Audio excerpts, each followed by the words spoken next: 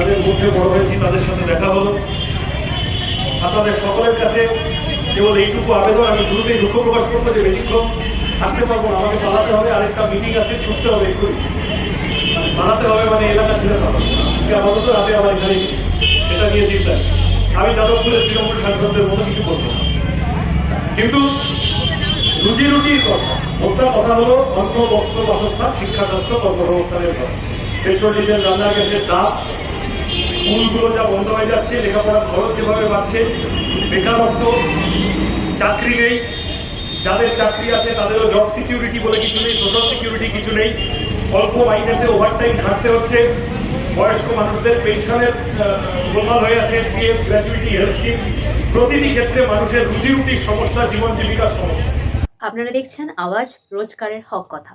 For more updates about Awaaz, please subscribe our YouTube channel Rajshekhar thali.